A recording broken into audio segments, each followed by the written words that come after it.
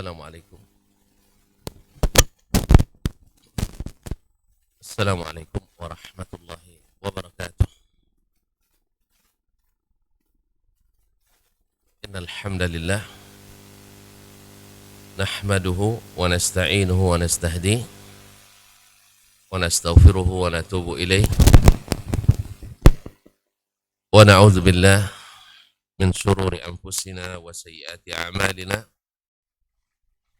May yahdihillahu fala mudilla lahu wa may yudlil fala hadiya lahu. Ashhadu an la ilaha illallah wahdahu la syarika lah wa ashhadu anna Muhammadan abduhu wa rasuluh la nabiyya wa la rasula ba'dah. Ya ayyuhalladzina amanu taqullaha haqqa tuqatih wa la tamutunna illa wa antum muslimun. Ya ayyuhan nas ittaqu rabbakum alladzi khalaqakum min nafsin wahidah wa khalaqa minha zawjaha wa batha minhuma rijalan katsiran wa nisaa'a wattaqullaha alladzi tasaaluna bihi wal arham innallaha kana 'alaikum raqiba. Ya ayyuhalladzina amanu taqullaha wa qulu qawlan sadida yuslih lakum a'malakum wa yaghfir lakum dhunubakum wa may yuti'illaha wa rasulahu faqad faza fawzan 'azima. Amma ba'du, fa inna asdaqal hadithi kitabullah wa khairal hadi hadi Muhammadin sallallahu alaihi wasallam wa syarrul umuri muhdatsatuha wa kullu muhdatsatin bid'ah wa kullu bid'atin dhalalah. Kaum muslimin dan muslimat, al-hadirin wal hadirat wal mustami'in wal mustami'at wal musyahidina wal musyahidat. Bapak dan ibu-ibu, saudara-saudara dan saudari jemaah salat subuh di Masjid Riyadhul Jannah, Masjid Taman-Taman Surga, ataupun yang mendengarkan melalui Radio Rabbani 91,1 FM, ataupun yang menyaksikan melalui media dimanapun berada. Alhamdulillah, pada subuh ini kembali Allah izinkan kita berada di tempat yang suci ini, tempat yang mudah-mudahan membuat kita dicintai Allah, karena tempat yang paling dicintai Allah adalah al-masajid, adalah masjid-masjid. Ahabbul biqa'i ilallahil masajid. Kemudian Allah suka menerima tamu-tamunya, sehingga disiapkannya berbagai hidangan yang menyenangkan para tamunya. Semakin cepat datang dan hadirnya, semakin banyak bingkisan yang diberikannya. Mudah-mudahan tak satu pun kita yang hadir pada kesempatan ini kecuali mendapatkan bingkisan yang menyenangkan hati. Amin. Yaitu diantaranya adalah semoga dosa-dosa kita diampuni, khususnya setelah bermajlis ini. Amin. Kaum muslimin dan muslimat dirahmati Allah, selawat dan salam juga tak boleh lupa senantiasa kita ucapkan kepada Nabi besar junjungan alam, Nabi Muhammad sallallahu alaihi wasallam. Mudah-mudahan namanya semakin sering kita sebut dan semakin sering kita mengucapkan salawat dan salam kepadanya, dengan harapan yang besar semoga melahirkan cinta yang sesungguhnya dalam hati kita, sehingga kita merasa ringan untuk mengikuti langkah-langkahnya. Sehingga lebih besar harapan kita untuk mendapatkan syafaat daripadanya, karena syarat syafaat itu adalah ridha Allah kepada yang diberi syafaat dan izin Allah kepada pemberi syafaat. Ma'asyarul kiram dirahmati Allah, mohon maaf juga pada bulan ini kajian kita dimajukan ke pekan ini karena ada beberapa hal, tentu ada alasannya. Mau tahu juga? Karena ada safar insyaallah ta'ala di pekan depan. Awalnya rencana ke Rengat dan sekitarnya, Indragiri Hulu. Tetapi habis itu teringat pula, rupanya ada keponakan yang menikah. Habis itu datang pula perintah untuk sebuah tugas dakwah ke Mentawai. Ada yang mau ikut? Dekatnya Mentawai itu kan di Samudra India. Doakanlah dan selamat pergi balik ya. Alhamdulillah. Ya, satu tugas yang tak bisa ditinggal dan tidak diterima satupun alasan. Ya, sudah coba nak bikin alasan tapi tidak bisa diterima. Ayolah, insyaallah taala. Masyaallah kiram dirahmati Allah. Tema masih yang lama juga Ustaz ya. Bersambung. Pokoknya sampai selesai kaji ini tutup. Mencintai Rasulullah dan sunnahnya sallallahu alaihi wasallam. Orang-orang munafikin, orang-orang munafik mengira orang-orang yang mengembangkan agama ini sejak zaman Nabi lagi. Sejak zaman Nabi lagi dikira oleh mereka adalah karena tujuan duniawi. Kalau bahasa kita sekarangnya karena ada suntikan dana. Iya kan? Karena ada suntikan dana. Isu ini bukan isu semasa. Itu isu dari masa ke masa.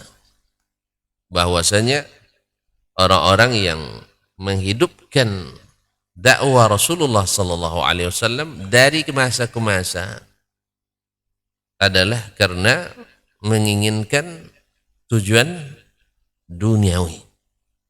Apalagi mungkin ada beberapa tindakan oleh dai termasuk Nabi sallallahu alaihi wasallam yang bisa ditafsirkan seperti itu. Yang bisa ditafsirkan seperti itu. Misalnya di awal dakwah dulu, siapa yang ingin bertemu Nabi mesti bersedekah dulu. Untuk siapa? Untuk Nabi? Nabi boleh terima sedekah? Tidak. Nabi tidak boleh terima sedekah. Tetapi untuk kepentingan dakwah Islam. Nabi boleh terima sedekah? Ini pada khilafiyah juga ini. Nabi tidak boleh ngambil sedekah. Jangan sedekah, zakatnya tidak boleh. Nabi hanya boleh dapat hadiah. Tapi mereka menuduh itu adalah tujuan. Demikian apalagi Nabi, apalagi sahabatnya. Mereka lupa bahwa sahabat-sahabat Nabi alaihi salatu wassalam mencintai Nabi bukan karena itu. Lihatlah kalau karena harta, kenapa hijrah mereka dari Makkah? Kisah hijrah macam-macam tuh. Ada yang ditahan seluruh harta bendanya kecuali pakaian yang ada di badan. Seperti kisah Khabbab ibn al-Arat radhiyallahu taala anhu. Ketika beliau hendak hijrah ke Madinah oleh orang-orang Quraisy ditahan. Kamu boleh hijrah dengan syarat semua yang kau bawa aset bergerak dan aset apa lawan bergerak? Yang tidak bergerak. Yang tidak bergerak apa misalnya? Istri. Masa aset istri? Nah, rumah, tanah, kebun dan sebagainya.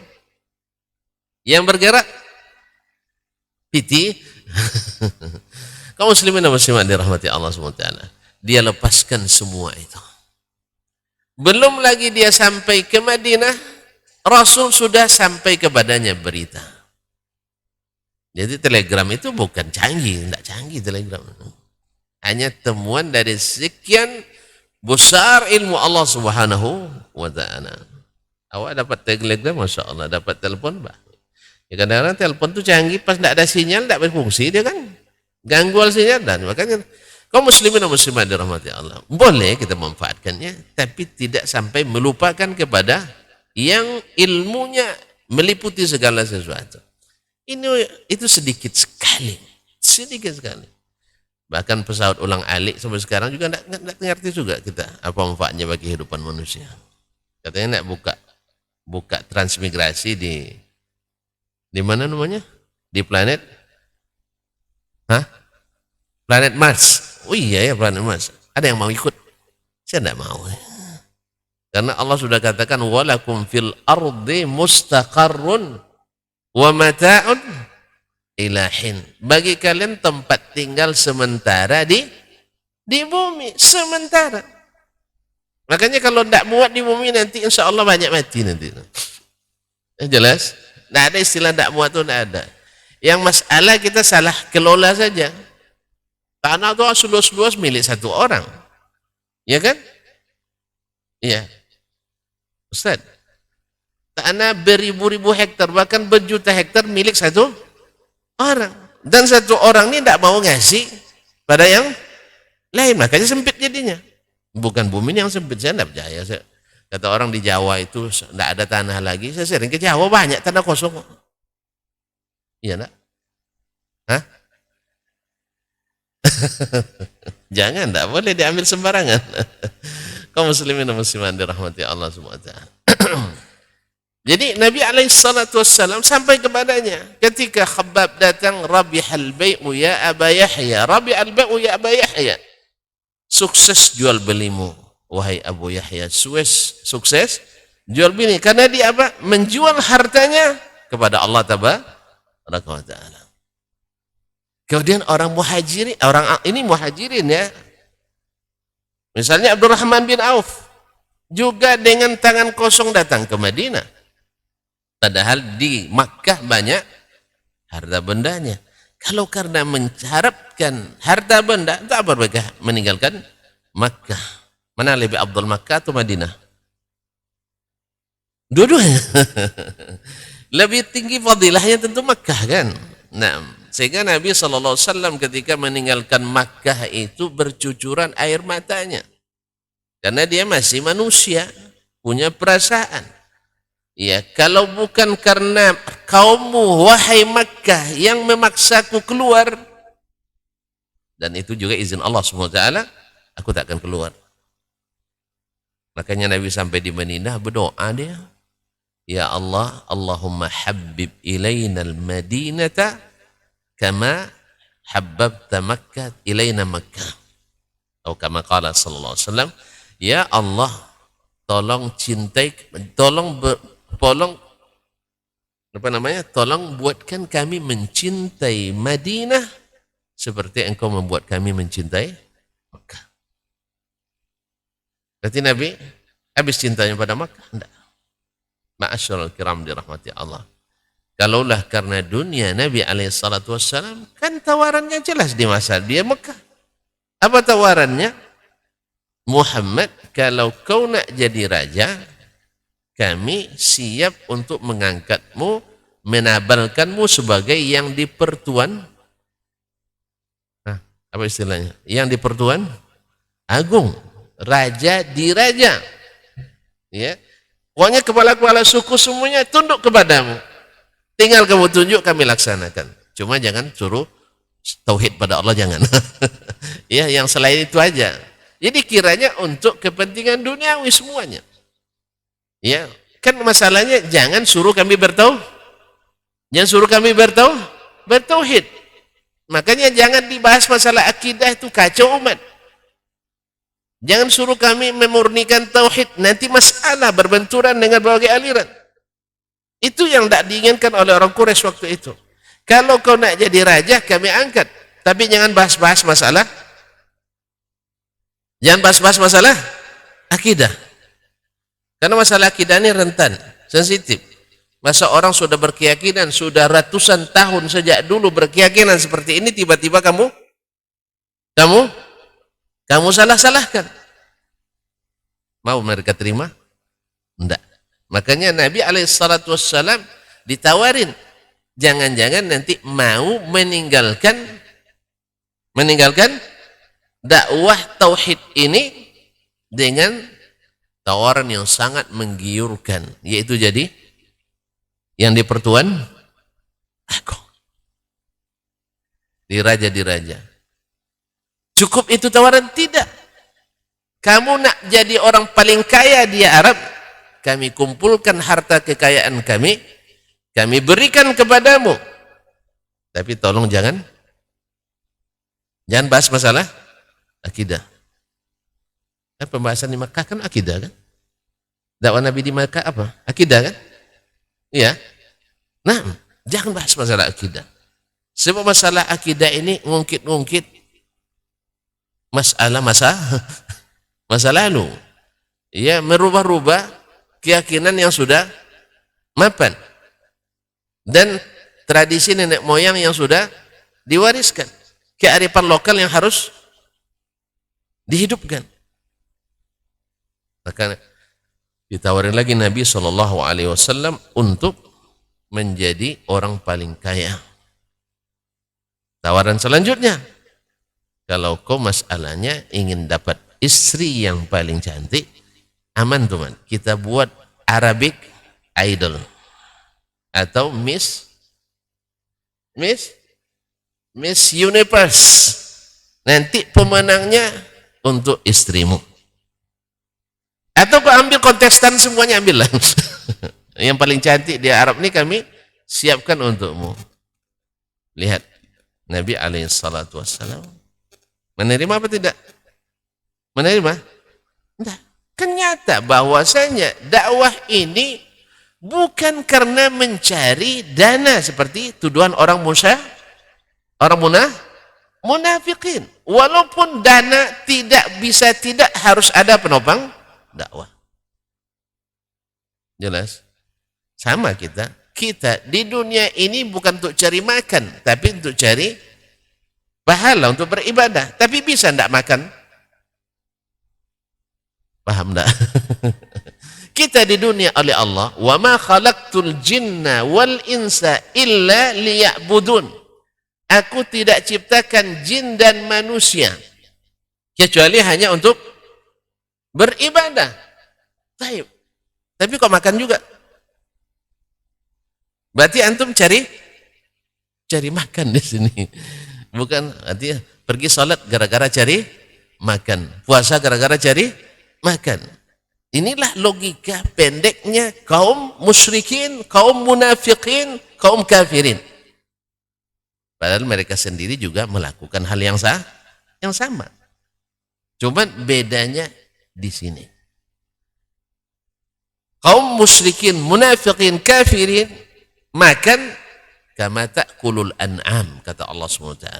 Ya'kuluna kama ta'kulul an'am. Makan seperti titik-titik. Oleh semuanya seperti makannya binatang ternak. Karena itu tujuannya. Kalau orang-orang beriman tidak, makannya untuk menguatkan beribadah. Bukan tujuannya. Jadi bedanya itu di sini. Sehingga ketika kaum munafikin melihat para nabi dan para sahabatnya selalu melakukan penggalangan dana. Nabi pernah penggalangan dana? Tidak pernah. Subhanallah. Berarti ini tidak boleh nih penggalangan dana ini. Karena bid'ah ini. Nabi tidak pernah penggalangan dana. Hah? Bukan pernah lagi, sering, selalu gitu. Hah? Sering bukan selalu. Antum bilang tidak ya Allah dik.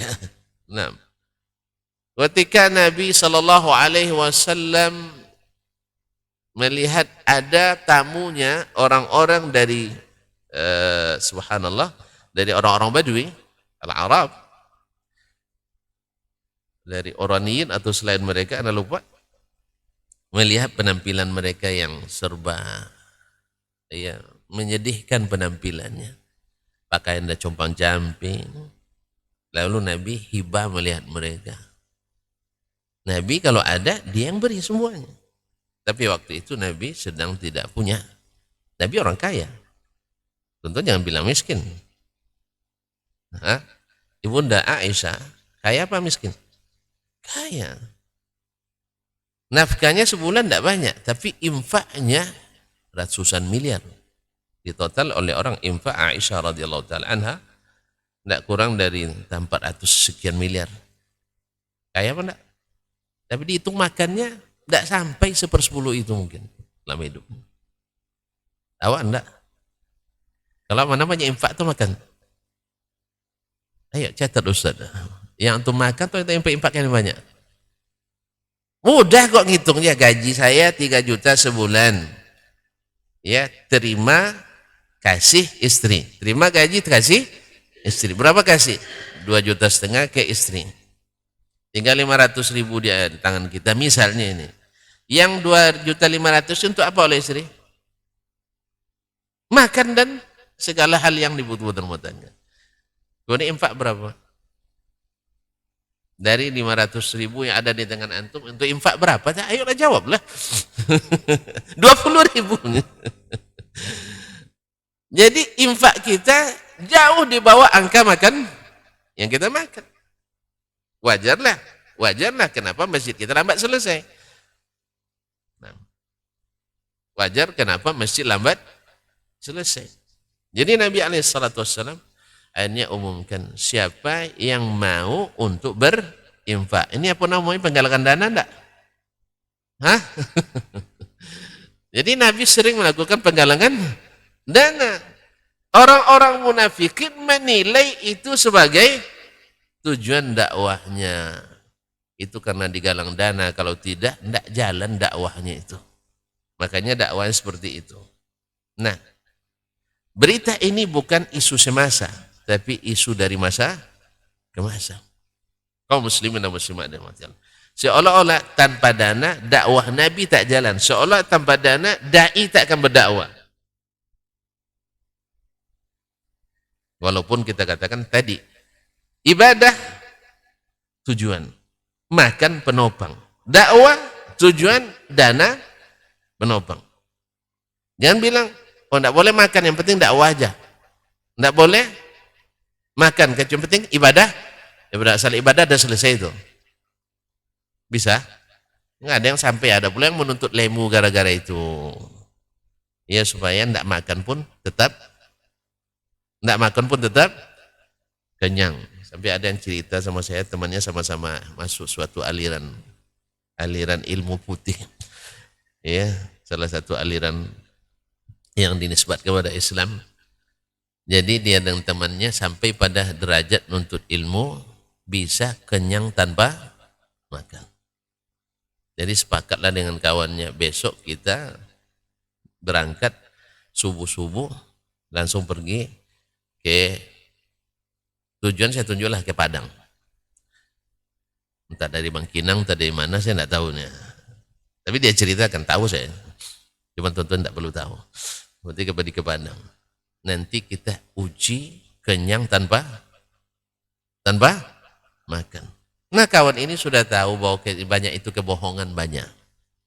Ya, memang depan kita tidak makan, tapi ada jin yang di pandai lah. Kalau mau kita ajarkan. Tapi saya tidak pandai. Tapi rahasia tidak tahu. Karena kalau sudah pakai jin namanya pasti ada kompensasi. Jin tak mau gratis dia. Ada kompensasi, pastikan itu. Dan kompensasinya mahal. Sering menggantikan akidah. Sering menggantikan tauhid. Lalu kawan ini dini hari sebelum subuh sahur dia. Sahur. Subuh kan, sebelum subuh kan sahur namanya. Makan di waktu sahur. Makan dia. Yang kawan yang menceritakan ini, saya nak uji. Sebab kami tak bisa kecuali dengan mengorbankan akidah. Nah, yang sana kan tak tahu temannya itu. Dia katakan, pokoknya saya tanpa makan sehari siang. Kawan ini makan dia subuh. Sebelum subuh. Jalanlah lepas subuh. Pas jam 7, kawan tadi minta sarapan. Kok sarapan? Tapi kan bisa tanpa makan. Kalau saya kan mangkus ilmu saya, tidak perlu sarapan. Padahal dia tidak sarapan karena sudah sahur. Dia sudah sahur, tidak sarapan. Jalan terus. Kawan nih berhenti jam 9 minta berhenti lagi. Tidak usah. Masa gitu aja nyerah kamu? Akhirnya jam 11 tidak tahan lagi dia. Berarti ilmu kamu belum mangkus. Tapi karena ya saya masih sampai sekarang, sampai jam 3 masih oke. Bahkan sampai maghrib saya bisa tidak makan. Cuman karena mempertimbangkan kamu, ayo kita makan. Jadi itulah dustanya Kak. Sama, itu angkatan saya. Sama-sama kami menuntut ilmu itu. Cuman alhamdulillah Allah tunjukkan kepada saya hidayah ini, bahwa tak satu pun amaliyah yang dilakukan untuk yang seperti itu kecuali ada pengorbanan luar biasa dalam masalah akidah. Dia sudah sampai pada bisa menghadirkan arwah. Itu sudah sampai belum? Allah alam. Belum sampai. Dia bisa menghadirkan arwah. Nah, siapa antum bilang? Menghadirkan arwah itu. Dihadirkan, dia uji. Neneknya dari, atau datuknya, nenek dari Jambi kan, datuk dari ayahnya. Lalu dihadirkan orang yang pernah berjumpa dengannya. Persis. Bisa bercakap. Nyambung ceritanya. Karena cerita kampung, kenapa tidak nyambung? Beda nanti kalau antum minta hadirkan arwahnya Imam Al-Bukhari, tidak nyambung ceritanya. Jin tak mungkin menguasai ilmu ilmu hadis seperti Imam Al-Bukhari. Syekh Al-Albani pernah menguji yang seperti ini. Diujinya, seorang yang mengaku bisa menghadirkan arwah. Datang Syekh Al-Albani ke orang ini, Syekh, saya minta tolong, apa? Menghadirkan arwah. Siap. Dia bilang siap. Arwah siapa yang ingin kamu hadirkan? Kata Syekh Al-Albani, saya ingin hadirkan arwah Imam Al-Bukhari. Dan dia berpikir, setannya tak mampu akan meniru Imam. Kamu mau apa dengan Imam Bukhari? Dia bilang, saya nak nanyakan banyak, ada beberapa masalah hadis yang tidak bisa saya pecahkan, saya nak tanya langsung ke Imam Al-Bukhari. Akhirnya dia bilang, untuk menghadirkan arwah hari ini dah habis waktunya. Habis waktunya, tunggu pekan. Enggak, Senin depan kamu datang lagi. Dikiranya Syekh tak akan datang. Ternyata Syekh datang hari Senin, dia lari. Dukunnya lari. Saya pernah menghadiri ceramah di suatu tempat. Ceramah dia bisa menghadirkan jin katanya. Sebentar dihadirkan. Oh, dia tiba-tiba tidak hadir jinnya. Enggak tahu, saya sudah mulai baca ayat kursi, ayat. Saya baca mu'awwizat. Entah karena itu jinnya tidak bisa datang, akhirnya dia beralasan. Sekarang haji tidak bisa dihadirkan karena lagi sibuk katanya. Jinnya lagi sibuk. Macam dusta Ustaz kaum muslimin muslimat. Saya tidak ingin sebenarnya menyaksikan jin itu. Ya, tapi kita baca, jangan sampai masuk lagi kita baca ayat kursi kan. Nah, ternyata jin tidak mau kalau ada ayat. Jadi dia beralasan sekarang tidak bisa dihadirkan, jinnya pada sibuk. Karena sudah bergaya tuh. Tidak menghadirkan jin. Ada lagi yang bilang, ya saking saktinya bisa sholat tak jejak kakinya. Tidak apa-apa, saya tak ingin menyaksikan sebenarnya. Tolong dia sholat di depan saya tak jejak kakinya. Saya nak tengok, Pak. Ini kan cerita, banyak cerita palsu, itu masalahnya. Sampai cerita bermimpi bertemu Nabi pun banyak yang palsu. Bukan hadisnya betul. Siapa yang bermimpi bertemu saya seperti bertemu saya. Betul itu hadisnya. Walaupun penafsiran ulama dalam masalah ini banyak, ada yang mengatakan ini khusus di zaman Nabi. Siapa yang bermimpi bertemu Nabi, nanti akan bertemu Nabi di waktu beliau hidup. Di waktu beliau hidup. Ada pula yang mengatakan siapa yang bertemu Nabi, betul-betul Nabi kalau dia pas sifatnya. Karena jin atau syaitan tak bisa menyerupai Nabi. Tapi dalam mimpi, bukan terjaga. Adapun tambahan tersambil terjaga itu tidak diketahui di kalangan ulama hadis atau mungkar, seperti kata Imam Al-Qurtubi.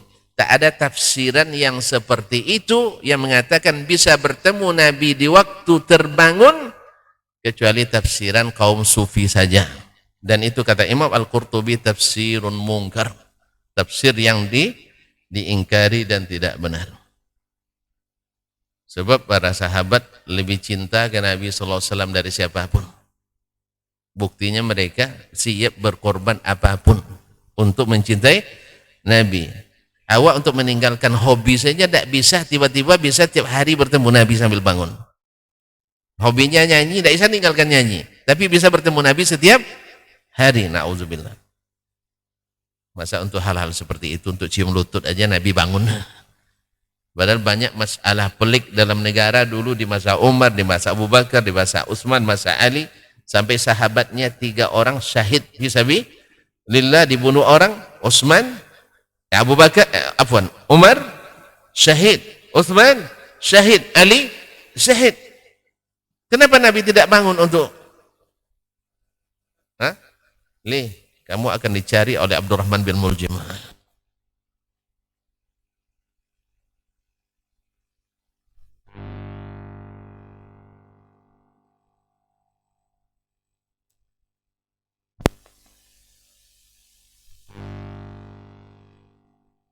Nah, Ali bin Abi Thalib di masa hidup Nabi disaksikan langsung oleh Allah dan Rasulnya. La'utiyanna ar-rayata ghadan rajulan yuhibbullaha wa rasulah wa yuhibbuhullahu wa rasuluh. Besok akan aku berikan bendera ini pada seorang laki-laki yang mencintai Allah dan Rasulnya, dicintai oleh Allah dan Rasulnya. Pada ingin mendapatkan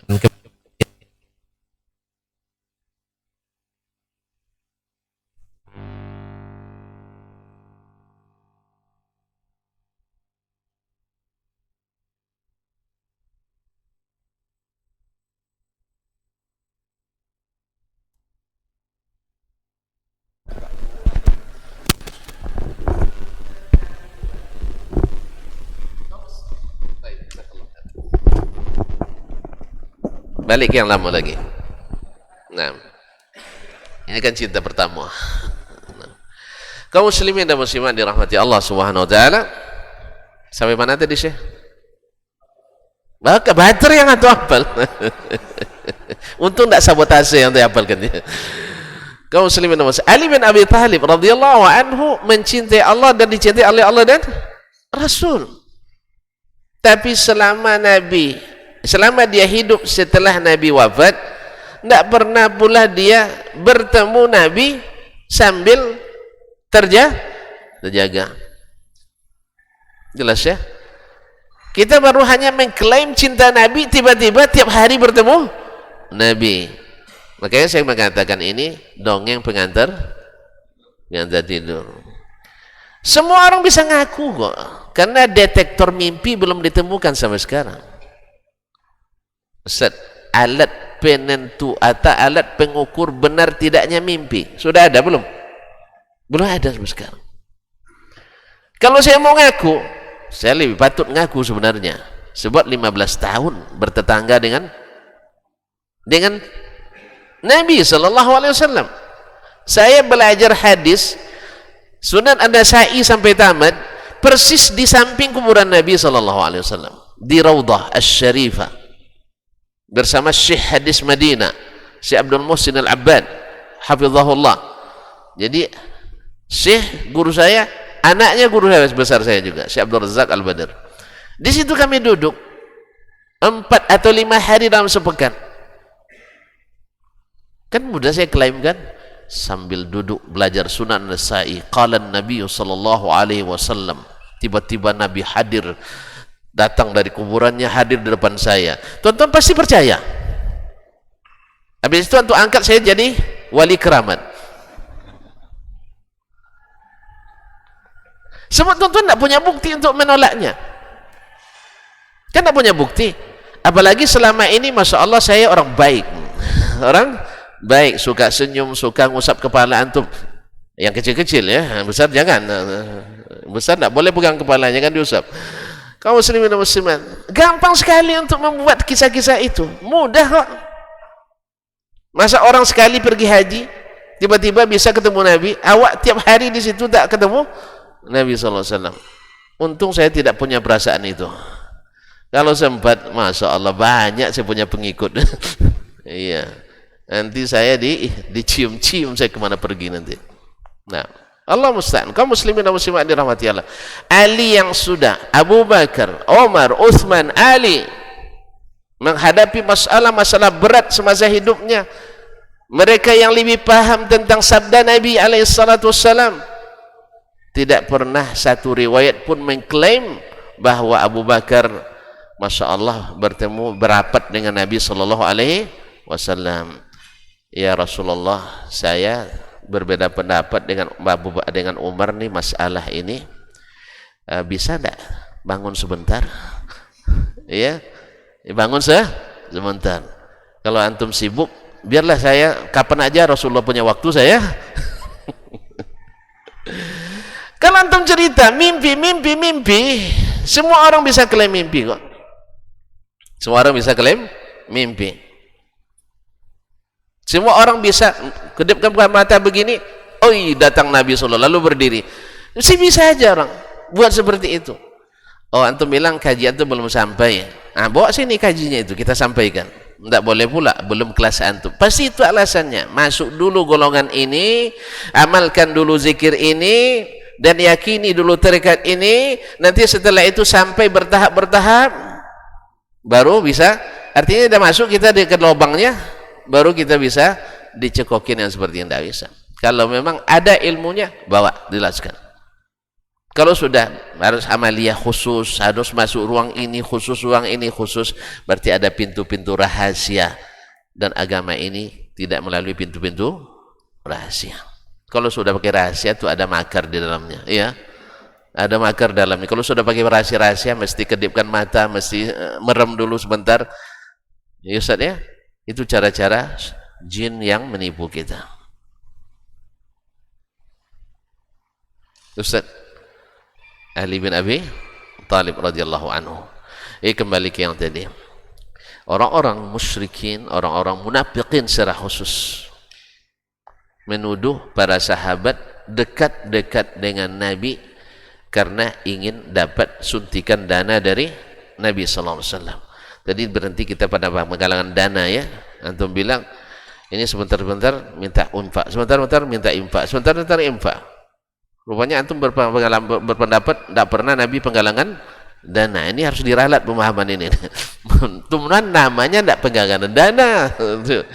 Misalnya tadi kan ada Nabi melihat para sahabat dalam kondisi tidak menggembirakan, Nabi mengajak sahabat untuk berinfak. Tiba-tiba datang seorang Ansar membawa pundi-pundi uang, saking banyak isinya, karena uang dulu bukan uang kertas banyak inflasinya. Kalau uang dinar dan dirham tak ada inflasi, tapi wak senang dengan inflasi karena banyak di situ kesempatan manipu. Nah, paham lah itu. Nah, kalau uang dinar dan dirham tak ada inflasi. Jelas Ustaz? Jelas? Antum nak tahu aja, saya pernah dengar khutbah dulu di Jakarta tahun 91 dari Dr. Delianur waktu itu. Selama head orde baru saja inflasi uang kita tidak kurang dari 11.000%. Nggak usah dihitung, tidak kerja kita. Ya jangan hitung kerja orang, nanti tidak kerja selesai kerja kita. Antum kalau sudah jadi Menteri Keuangan nanti baru hitung itu. Ya, ana hanya sekedar menyampaikan aja, tidak usah dibahas itu. Ya Ustaz ya, kita jadi imam aja. Kalau saya dai-dainya. Nah, nanti kalau sudah antum di bidang itu antum akan tahu nanti insyaallah taala. Tidak tahu tanya nanti staf ahlinya. Kaum muslimin dan muslimat. Jadi dinar dirham tidak pernah inflasi. Buktinya kambing di zaman Nabi harganya sama dengan kambing di zaman kita. Kambing zaman Nabi 1 dinar, hari ini juga 1 dinar dimanapun. Alhamdulillah. Jelas? Kaum muslimin dan muslimat dirahmati Allah SWT. Lalu datang seorang sahabat membawa pundi-pundi, saking beratnya sampai kedua tangannya tak bisa mengangkatnya. Lalu tahallala wajhu Rasulillah, wajah Rasulullah sallallahu alaihi wasallam langsung bersinar melihat itu, berseri-seri wajahnya, bukan bersinar ya, nanti itu lahirlah ini kisah Nur Muhammad nanti. Kaum muslimin bercahaya, berseri wajah Nabi alaihi salatu wassalam.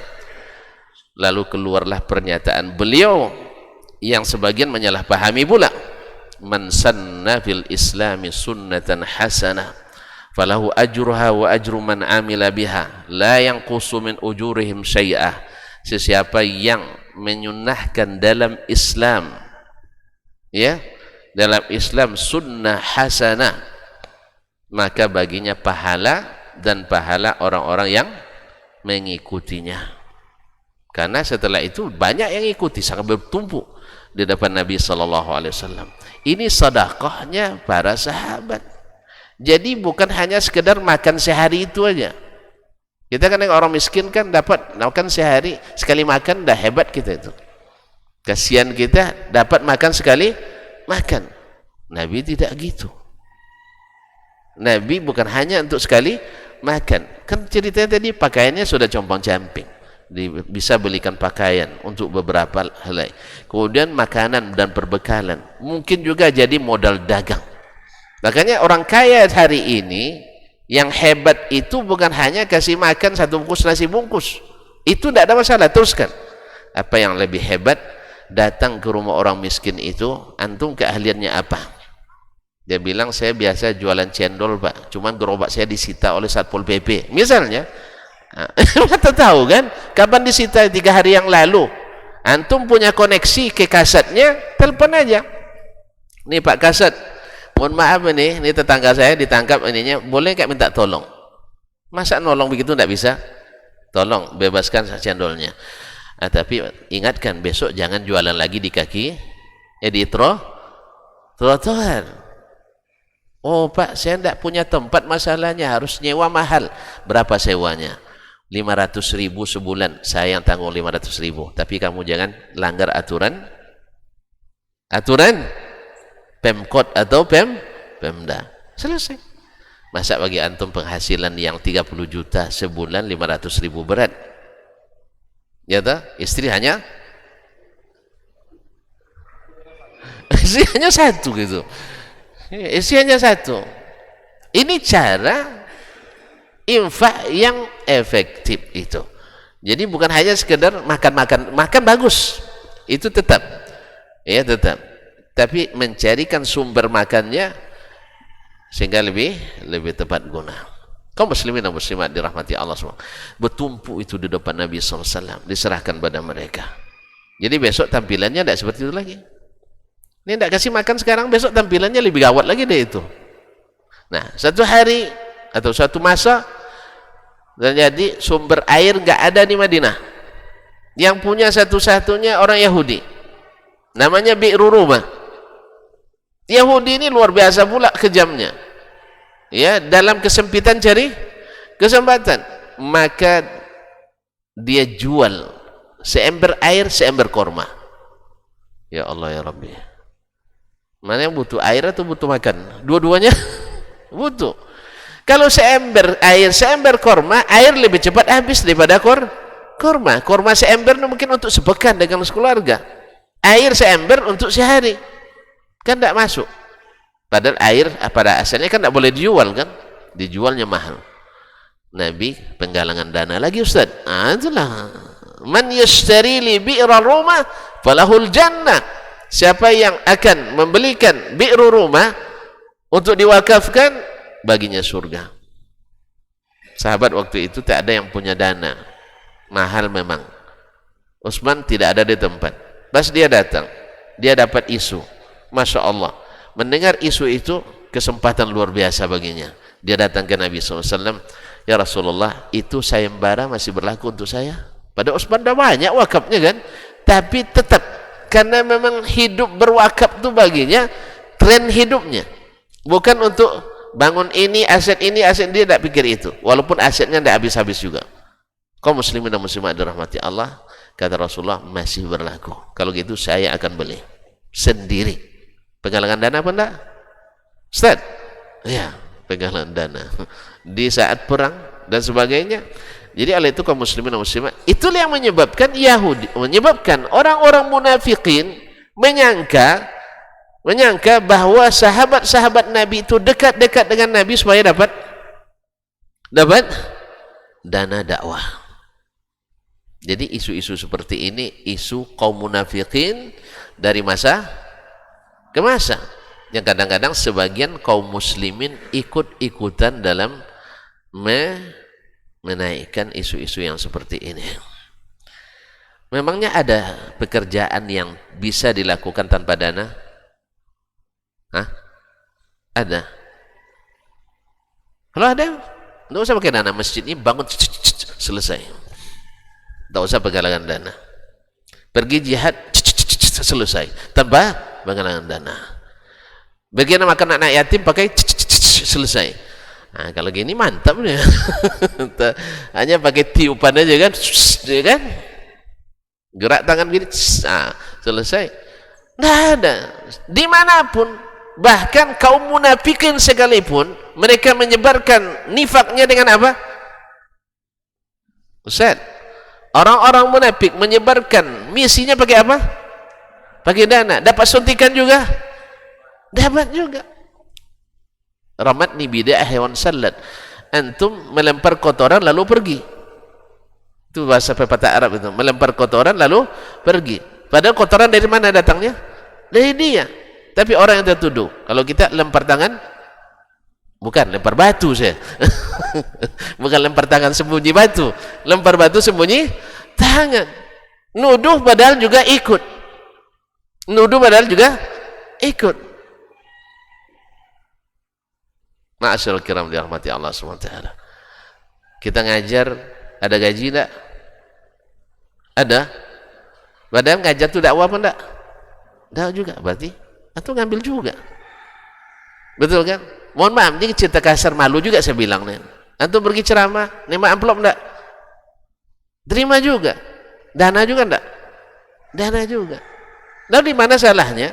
Nabi SAW juga ngambil dana masyarakat dan dialokasikan pada kebutuhan dakwah. Betul saya? Sama Nabi SAW di zaman Nabi-Nabi sebelumnya dulu, rampasan perang tidak dihalalkan Allah. Apa yang dilakukan oleh para Nabi dulu? Ini syariat zaman dulu. Terjadi perang antara orang Muslim dengan non-Muslim, jihad. Nah, rampasan perang itu dikumpulkan. Lalu setelah dikumpulkan, Allah kirim api dari langit. Atau kalau yang tidak mengaku Allah dari langit, berarti dari mana-mana. Allah kirim api dari mana-mana. Tapi kata Nabi, minas sama. Ya, Allah kirim api minas sama, dari atas. Bagi yang tidak yakin Allah di atas, bilang aja dari mana? Mana-mana.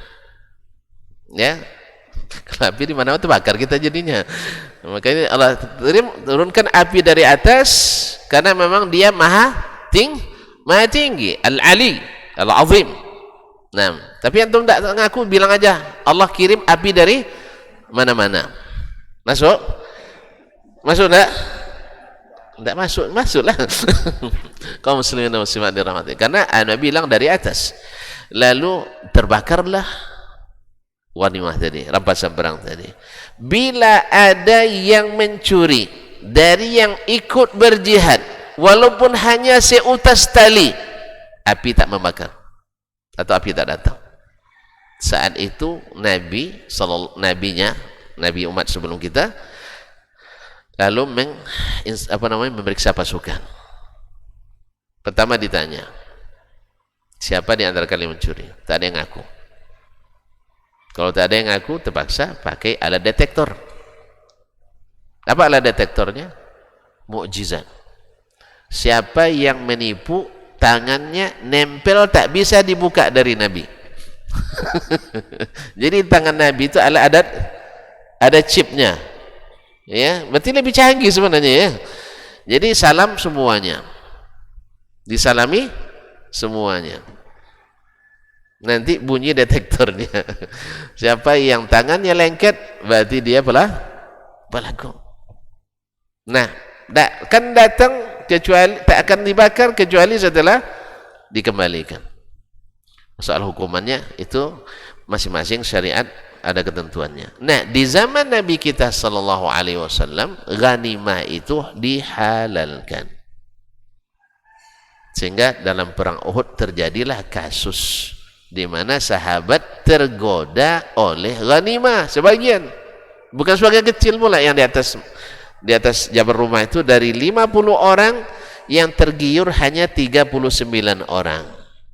Maka wajarlah kalau di zaman kita yang tergiur lebih banyak. Dari 50 mungkin 49,5. Iya, di zaman Nabi yang seperti itu, dari 50 39. Sampai Allah sebutkan, minkum mayyuridud dunya wa minkum mayyuridul akhirah. Takut dia tidak dapat ghanimah. Padahal sudah jelas oleh Nabi ghanimah akan dibagi. Tapi ada rasa ketakutan itu. Syaitan lagi. Jadi kalau sahabat aja bisa tergoda oleh syaitan, apalagi kita. Makanya, tetapi mereka dapat keutamaan yang Allah berikan, yang tak diberikan pada kita.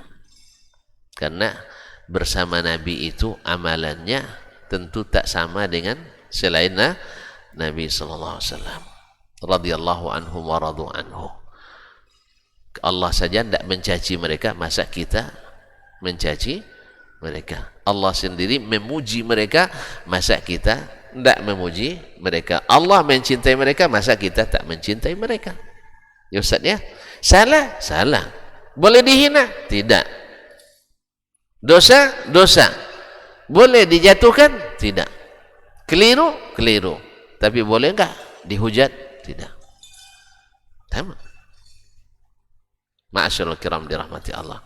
Andainya ini oleh orang-orang munafikin, dia jadi senjata untuk mendiskreditkan Nabi dan para sahabat. Dulu tidak halal, tiba-tiba kalian halalkan katanya. Mau enak sendiri. Hanya dituduh perang itu untuk cari penghasilan. Ini tafsir. Makanya kaum muslimin dan muslimat, tafsiran munafikin, tafsiran kaum musyrikin, tafsiran kaum kafirin terhadap Islam pasti mendiskreditkan. Nabi nikah dianggap Nabi nikah dengan anak gadis yang menurut mereka berusia dini, dianggap ya dapat isu luar, na'udzubillah.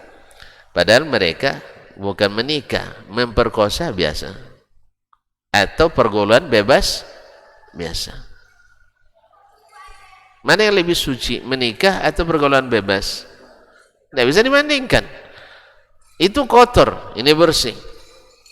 Mereka memang tidak menikah kecuali satu, tapi berhubungan beribu-ribu kadang. Na'udzubillah, tsumma na'udzubillah. Islam itu bersih, suci. Jadi itu kaum muslimin dan muslimat dirahmati Allah. Allah ceritakan dalam Al-Quran, dalam surat Munafiqin, ya, bahwa orang-orang munafiqin itu menuduh yang seperti ini, dan sayang sebagian kaum muslimin ikut-ikutan seperti itu. Ya, karena tidak punya alasan kecuali dengan fitnah, akhirnya itu yang diangkat. Padahal semuanya melakukan. Kalau itu kaum muslimin, Allah katakan, humul ladzina yaquluna la tunfiqu ala man inda rasulillahi hatta yanfaddu. Mereka lah yang menuduh, jangan kalian menyumbang kepada orang-orang yang di sekitar Nabi sallallahu alaihi wasallam, maksudnya para sahabat. Apa sebab? Kalau kalian tidak berikan kucuran dana, mereka akan berhenti berdakwah. Itulah anggapan kaum munafikin di zaman Nabi SAW. Jangan beri nafkah, jangan berikan suntikan dana, jangan beri sumbangan kepada orang-orang yang bersama Rasulullah Sallallahu Alaihi Wasallam.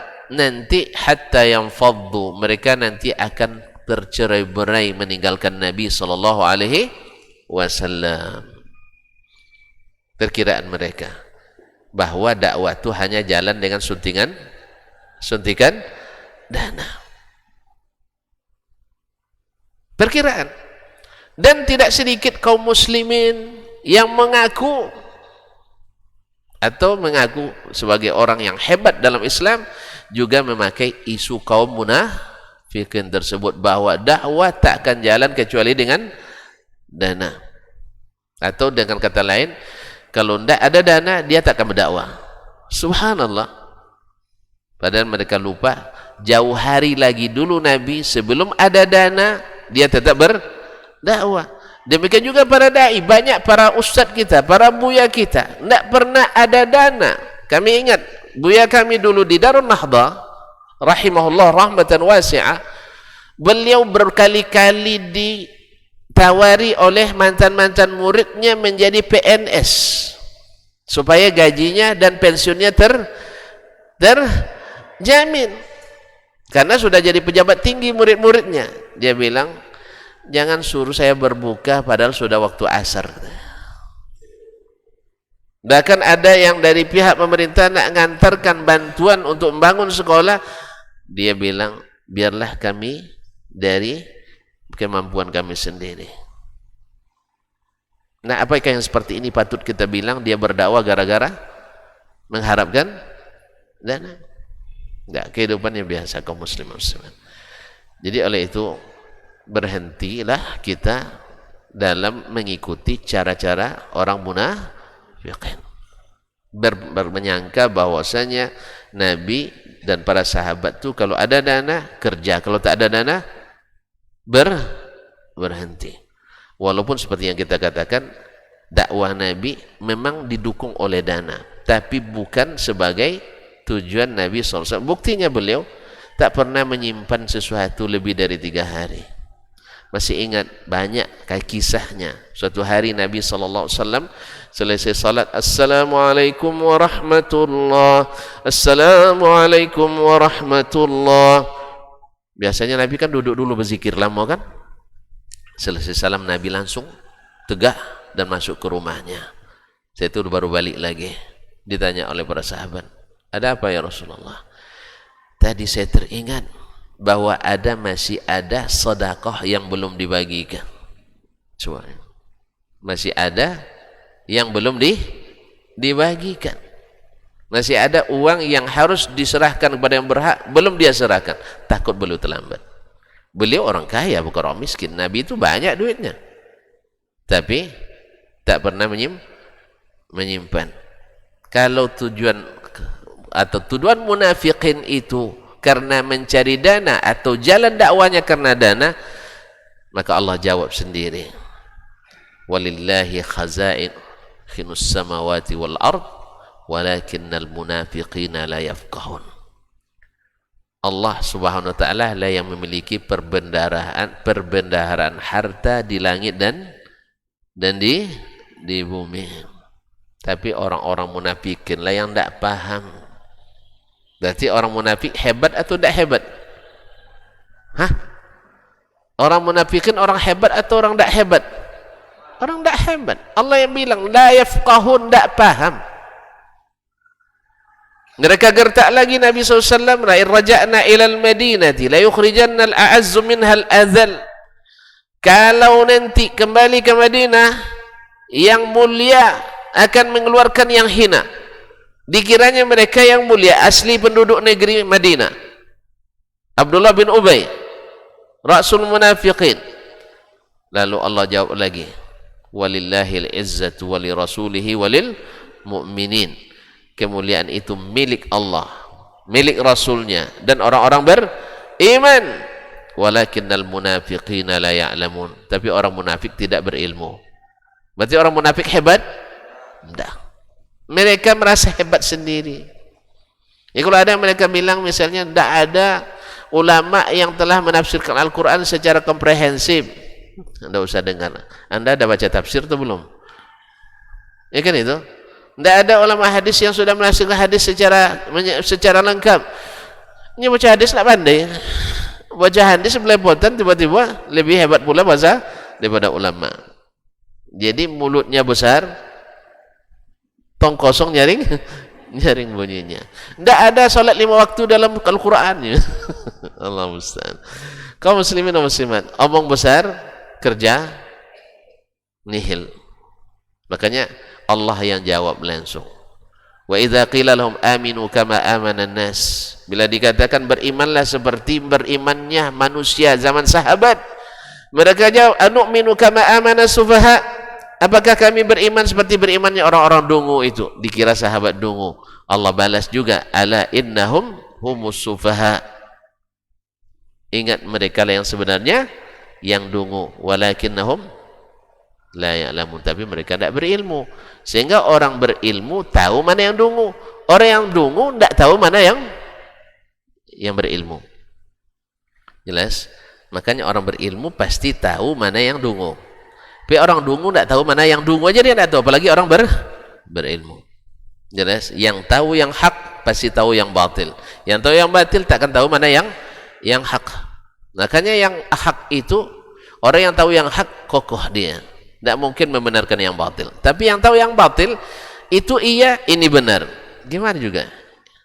Hah? Satu bilang haram, satu bilang halal. Dua-duanya benar, tidak boleh disalahkan. Mungkin sih. Air ini halal apa haram? Menurut saya halal, menurut antum haram. Dua-duanya benar? Hah? Bukan saya nanya, misalnya nih, ini menurut antum halal, menurut saya haram. Mungkin tidak kedua pendapat kita benar? Tidak. Berarti kalau gitu boleh nggak kalau antum tahu mana yang benar mengatakan saya salah? Boleh apa enggak? Boleh saya marah?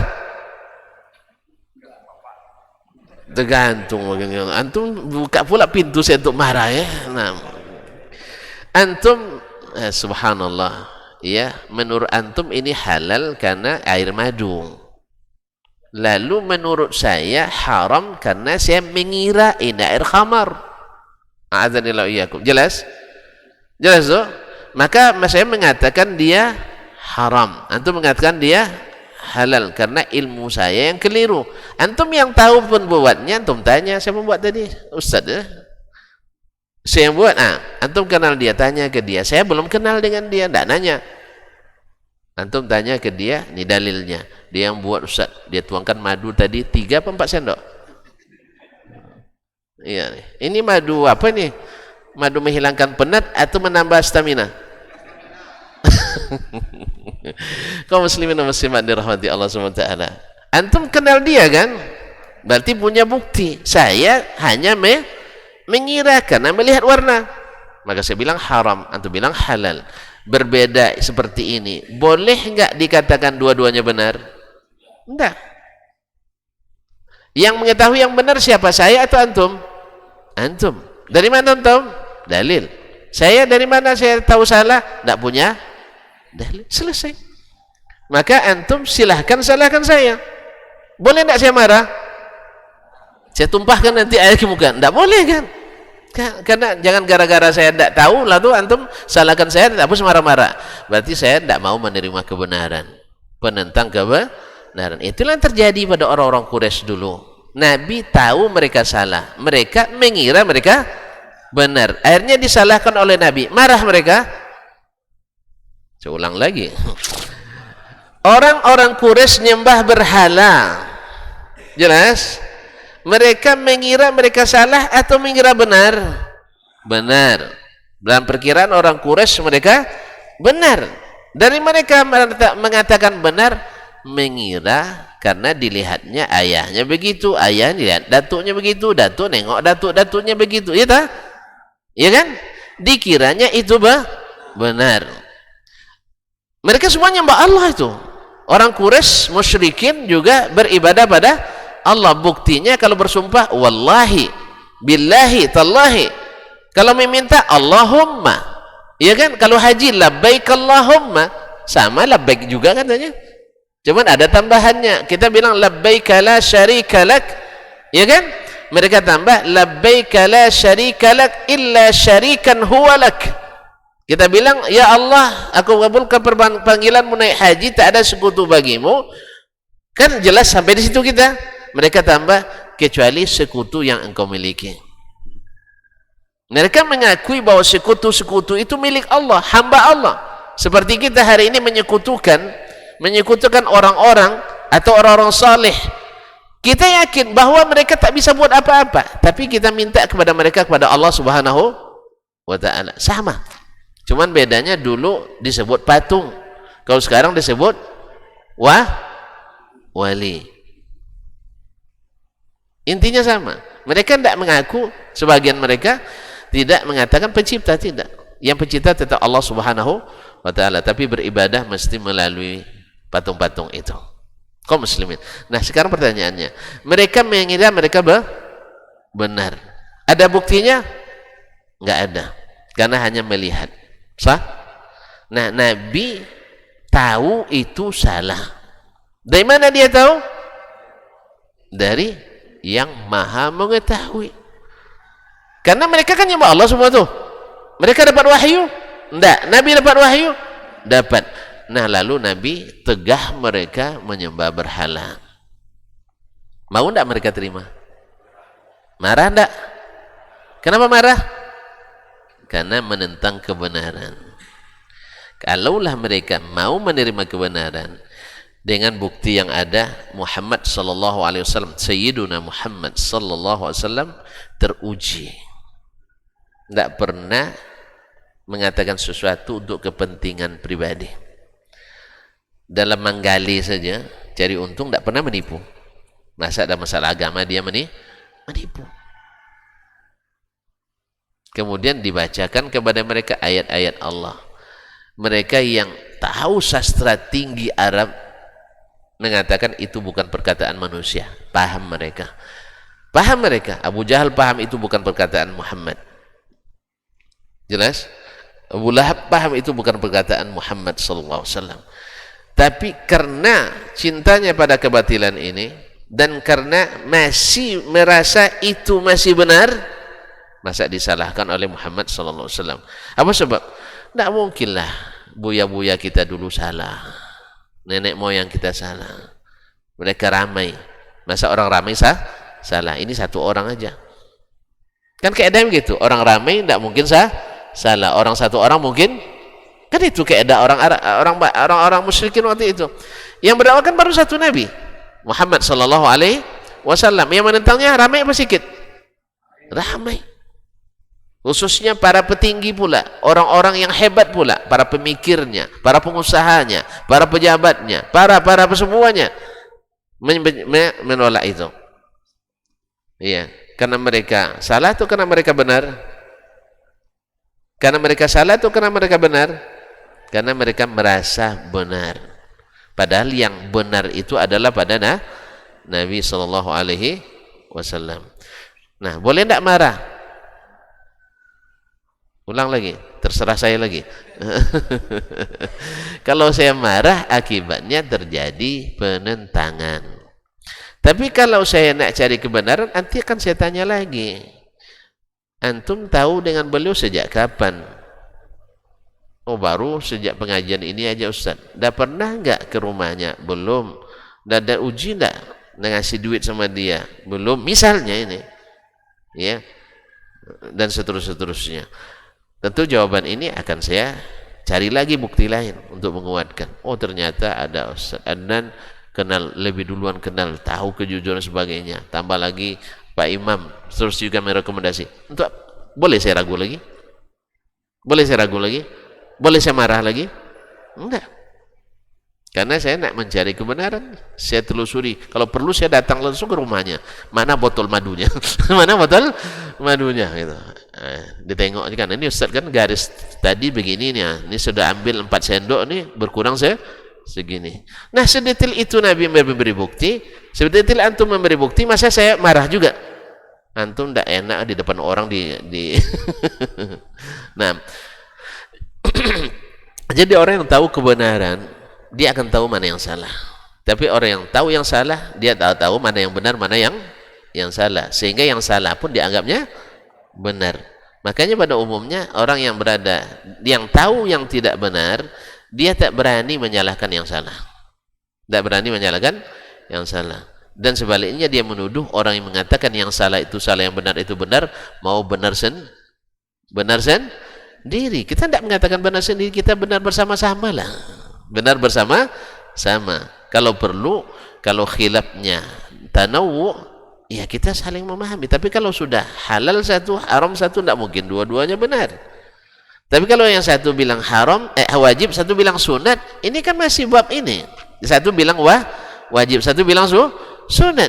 Ini jangan bantah juga lagi, teruskan aja, amalkan. Karena tidak ada yang nyuruh meninggalkan. Yang satu bilang haram, satu bilang makruh, jangan bantah juga, tinggalkan. Karena memang yang namanya larangan ditinggalkan. Ini tidak, satu bilang haram, satu bilang halal, satu bilang sunnah, satu bilang bid'ah. Betul kan tidak? Kecuali bid'ah hasanah misalnya. Bagi yang mengatakan bid'ah hasanah, ya apa boleh buat. Ya. Tapi kalau sebagian mengatakan bid'ah itu semuanya walaupun hasanah tetap. Nah itu tetap. Ini pantang kita disebut tersesat dosa. Karena sudah coba di lapangan, sering saya temukan di musim haji, ya, dia ada tersesat, tapi bilang sesat marah dia. Bagusnya udah tidak usah bilang tersesat. Bapak di kloter berapa? Nah gitu aja bilang. Kloter 59 misalnya BTH. Oh, orang Riau ya? Iya, saya juga orang Riau, Pak. Bapak asli mana? Saya hajinya memang embarkasi Batam, saya dari Kepri. Tapi orang tua saya dulu orang Muara Jalai. Sama saya orang Muara Jalai. Nah, gitu aja pendekatannya. Ya. Nah, kalau gitu, yalah kalau saya Bapak mau pulang ke mana? Ke maktab nomor sekian. Nah, gitu saya sama juga, maktab saya berdampingan. Cuman jalan ini agak jauh nih, Pak. Padahal bukan jauh lagi, tidak akan sampai jalan itu.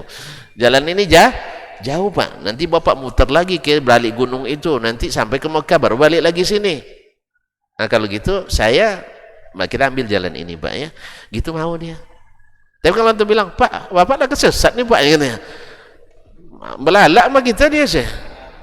Tiap hari saya lewat sini katanya, kan tiap hari lewat sini. Jelas ya. Jadi makanya memang ada seninya juga kaum muslimin dan muslimat yang dirahmati. Apalagi kalau orang yang lebih tua dari kita, orang yang juga punya kehormatan, ketokohan di masyarakatnya. Oleh itu kaum muslimin dan muslimat, makanya dakwah ini memang termasuk ada seni di dalamnya. Tapi tidak maksud seni itu mengelabui yang benar lalu dianggap salah, yang salah dianggap bukan. Tapi harus ya tadilah. Kalau ibarat olahraga ada pemanasannya, Ustaz, ya. Iya, kalau jangan langsung nyemis keras nanti sakit pangkalan kita. Ada 6 tahun tidak main, tiba-tiba diangkat passing langsung semis. Lama tidak main takraw langsung salto pula. Patah lutut nanti. Atau patah kuduk kita. Jangan begitu ya. Ustaz, uang lama tidak ngaji, tiba-tiba beri dosis dosis tinggi. Ya kaum muslimin. Kemudian mungkin kita sudah menyampaikan sesuatu seperti ini. Tetapi orang belum bisa meninggalkan kebiasaan lamanya, sabar aja. Karena tujuan seperti kata Nabi SAW bukan memaksa, tapi menyampaikan. Diterima, itu yang kita inginkan. Kalau tidak, alhamdulillah masih bisa didengarkan. Kalau tidak juga, alhamdulillah bumi Allah luas. Makanya dai harus lebih hebat sabarnya daripada mad'u. Nabi dicaci maki, beliau tak balas. Nabi diprovokasi, beliau tak balas. Nabi difitnah dan dituduh, Nabi tak balas. Bahkan Nabi mau dibunuh, Nabi berdoa kebaikan untuk orang yang akan membunuhnya. Walhamdulillah. Itulah yang seharusnya kita miliki. Dan karena waktu yang membatasi, sebenarnya belum selesai juga. Ada beberapa hal yang ingin ini. Besok aja lah ya. Iya besok aja lah, pada ngantuk-ngantuk, Pak. Insyaallah taala. Kesimpulannya bahwasanya Nabi SAW dalam berdakwahnya memang tidak luput daripada tuduhan-tuduhan, tetapi tuduhan itu tak akan membuat sahabatnya mundur dari barisan. Demikian pula kita yang mencintai Nabi dan para sahabatnya, walaupun banyak fitnah dan tuduhan seperti yang tadi, bahwasanya mereka dekat dengan Nabi karena ingin dapat biaya hidup, dan itu memang tuduhan dari masa ke masa, bukan tuduhan semasa, tapi dari masa ke masa. Selalu dai itu kena fitnah, tetapi hanya Allah yang Maha tahu, dan insya Allah Allah membuktikan dengan perjalanan waktu dengan izin Allah tabaraka wa taala. Dan yang ketiga, bahwasanya yang namanya dana dalam dakwah itu mesti, sebagaimana kita tujuan hidup ini beribadah, tapi tidak mungkin kita mencari beribadah tanpa mencari penghidupan. Maka Allah jadikanlah penghidupan itu sendiri sebagai cara atau salah satu dari cabang ibadah kita. Cabang ibadah kita. Sebagaimana Allah jadikan juga gaji kita mengajarkan kebaikan sesuatu yang terbaik. Khairu ma tu'jaruna alaihi al-Quran, kata Nabi SAW. Upah yang paling bagus kalian terima adalah yang datang karena mengajarkan Al-Quranul Karim. Makanya kalau bisa pengurus yang guru TPA di sini gaji seperti Umar menggaji mereka. Ingat enggak gaji guru TPA di masa Umar? Pada lupa semua. Itu sengaja enggak tahu gitu. Takut dengar angkanya. Hanya 1 dinar Ustaz. 10 dinar. Kan dikit. Kalau kita Masya Allah juta kan, ini 10 cuma 10 dinar. Ya, kalau sempat nanti di sini gaji 10 dinar, kasih tahu saya. Saya nak resign dari UIN nanti. Ya, 10 dinar Bu. Hanya 2,5 juta kali 10. 25 juta. Tidak ada yang protes nah. Tidak ada yang protes. Insya Allah jemaah sini, guru sini kalau dikasih gitu tidak akan protes juga. Insya Allah saya jamin tak akan ada demo lagi Ustaz. Hanya jangan bilang 25 juta, mahal itu, banyak yang protes nanti. Bilang berapa gaji antum? 10 dinar. Anda bisa dulu dicoba-coba dulu 2 dinar aja dulu. Gaji kami dikit Pak, hanya 2 dinar. Kalau mengajar di SMK, SMA atau jadi dosen, Masya Allah 3 juta. Nah, misalnya 3 juta ke atas. Nah, jadi orang tidak kenapa apa. Ya, tapi sejahtera nampak situ. Memang di sana murah belanja, karena hitungnya dinar. Hitungnya dinar. Nanti tahun depan naik lagi 1/4 dinar, 1/4 dinar sampai nanti mencapai 10 dinar. Nah, kalau 2 dinar pun kasih tahu juga saya, tolong ya. 2 dinar pun tolong kasih tahu juga. Halal. Karena Nabi bilang sebaik-baik upah yang kalian terima adalah dengan Al-Quranul Karim. Ada seorang sahabat, kalau tidak salah Abu Musa al-Ashri, ada dalam Sahih Bukhari, mereka dalam suatu perjalanan melewati satu kabilah, satu suku, kepala sukunya kena sengat, kalajengking. Antum tahu tidak kalajengking padang pasir akhir? Ya, sama dengan singa padang pasir. Kita paling banyak singa podium. Jika podium kalau ketemu singa padang pasir, takut enggak? Takut enggak? Enggak, coba antum. Ya, singa podium dengan singa padang pasir. Bisa masuk sekandang enggak? Makanya dulu ketika anak pertama pulang diminta berikan kajian depan para dai, salah satu organisasi dakwah di Pekanbaru ini. Saya bilang, wah saya agak gugup juga ini, padahal baru turun gunung kan, berhadapan dengan para singa podium, kan para ustadz orator semua itu, para Masya Allah. Ya, akhirnya cuman saya jadi ingat, tuan-tuan singa podium, saya singa padang pasir. Ini yang bikin semangat nih, kan saya lama di padang pasir. Jadi kaum muslimin muslimat, Nabi alaihissalam waktu itu sahabat itu lalu meruqyah mereka dengan surat Al-Fatihah. Ya, didoakan sembuh dengan Al-Fatihah. Alhamdulillah sembuh. Melihat dirinya sembuh, tentu kepala suku kan banyak apanya, kambingnya. Dikasih mereka, tak kalau salah 2 ekor kambing atau lebih, dikasih mereka untuk bekal perjalanannya. Sampai ke Madinah, lapor ke Nabi SAW. Ya Rasulullah, kami tadi meruqyah orang dengan Al-Quran. Boleh enggak lalu kami dikasih kambing. Boleh enggak kami memakannya? Kata Nabi SAW, boleh. Kalau boleh, ada bagian saya enggak? Ada bagian saya. Berarti Nabi sendiri membolehkan. Oleh sebab itu, maka aneh juga kalau ada sebagian saudara kita yang tidak membolehkan ruqyah syar'iyah. Dan tidak bolehkan mendapatkan upah daripadanya. Nabi sendiri bolehkan. Masa kita tidak bolehkan? Cuman memang ada hadis sahih 70.000 orang yang masuk surga tanpa hisab, tanpa azab.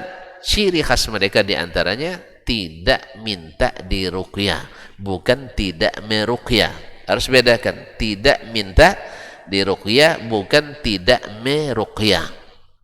Bedakan ya? Karena Nabi sendiri meruqyah dia. Bismillahi arqiq, dengan nama Allah saya meruqyahmu. Itu sabit hadis dari Nabi SAW. Masa antum tidak bolehkan orang meruqyah? Atau mungkin ada sebagian salah terima juga mungkin, sehingga mengatakan ruqyah tidak ada yang syariah katanya. Mungkin salah paham. Wallahu ta'ala alam. Barangkali sampai di sini jelas ya. Jadi jangan fitnah lagi nanti, tidak. Jangan fitnah lagi. Sama kalau antum difitnah nanti antum beribadah untuk cari makan, antum keliru besar. Orang tidak mungkin ibadah tanpa makan. Maka cari makan itu masuk bagian dari ibadah. Demikian juga dakwah tidak mungkin tanpa dana. Tapi yang penting niat antum jangan cari makan. Niat antum jangan cari dana. Tapi dana untuk berdakwah, makan untuk beribadah. Sehingga Ibnu Jauzi mengatakan, siapa yang makannya sedikit menghalanginya untuk fokus beribadah dan bekerja, maka baginya mesti makan banyak. Jelas? Kok pada nengok? Awak makan sedikit suruh banyaknya. Ya. Paham tak? Siapa yang bila mengurangi makannya, kurang ibadah dan kerjanya, maka dia mesti kembali ke porsi banyaknya. Sebab apa? Beliau bikin alasan, bukan bikin sendiri, dari Nabi SAW. Yang dilarang Nabi itu bukan makan banyak, tapi yang dilarangnya makan berlebihan. Kulu washrabu, makanlah, minumlah, walbasu, pakailah, wala tusrifu, atau min ghairi makhilati sarafin wala makhilah, tanpa berlebihan dan tidak pula berbangga-bangga. Jelas? Nah, jadi yang dilarang apa? Sombong dan berlebihan. Makan banyak dilarang? Enggak. Makanya nanti ini sengaja saya tunjukkan. Soalnya nanti kalau saya makan batambu, enggak malu lagi depan antum. Ini masa Ustaz banyak makannya katanya. Beda. Saya akan berangkat ke Bangka Mentawai. Antum kan cuma di Pekanbaru nih sekarang. Mohon maaf dan terima kasih. Sampai jumpa kembali dengan izin ilahi Rabbi. Yang benar semata-mata taufik dari Allah. Yang salah dan keliru pasti dari saya dan mungkin dari syaitan. Maka kepada Allah saya mohon ampunan. Kepada bapak dan ibu, saudara dan saudari, baik yang hadir atau melihat dan mendengarkan, saya mohon dimaafkan. Dan kalau bisa juga masukan, bukan fitnah dan tuduhan. Itu aja. Kalau ada masukan, alhamdulillah, ahlan wa sahlan. Iya, kalau antum bisa buktikan dengan dalil, dengan kebenaran, tidak payah, insyaAllah bulan depan saya cabut lagi pernyataan saya pagi ini. Iya, saya cabut, tapi dengan dalil dan hujjah, bukan dengan tuduhan dan fitnah. Iya, jelas? Wallahu ta'ala alam, wa sallallahu ala nabiyyina Muhammadin wa sallam, wa subhanakallahumma bihamdik, asyhadu an la ilaha illa anta astaghfiruka wa atubu ilaik. Wassalamualaikum warahmatullahi wabarakatuh. Majtama'a qaumun fi baitin min buyutillah yatluna kitaballah wa yatadarasunahu fima bainahum illa nazalat alaihimus sakinah wa ghashiyatuhumur rahmah wa haffat bihimul malaikah wa dzakarahumullahu fiman indah. Tidaklah suatu kaum duduk di salah satu rumah Allah membaca ayat-ayat Allah dan sama-sama mempelajarinya, kecuali turun kepada mereka as-sakinah, ketentraman dan kenyamanan, wa ghasyiyatuhumur rahmah, dan mereka diliputi pula oleh rahmat, kasih sayang, dari Allah Subhanahu wa taala, wa haffat bihimul malaikah, dan mereka pun dikelilingi oleh para malaikat, karena malaikat suka majlis-majlis zikir dan ilmu. Wa dzakarahumullahu fi man indah, dan Allah akan banggakan sebut-sebut mereka di kalangan malaikat-malaikat yang ada di sisinya, di masyarakat atas. Mudah-mudahan kita termasuk yang sering disebut-sebut di sisi Allah, di kalangan para malaikat, dan di akhir majlis ini mudah-mudahan kita pula mendapatkan seperti yang tersebut dalam hadis qudsi, qumu maghfuran lakum, silahkan berangkat meninggalkan majlis ini dalam keadaan diampuni dosa-dosa kalian.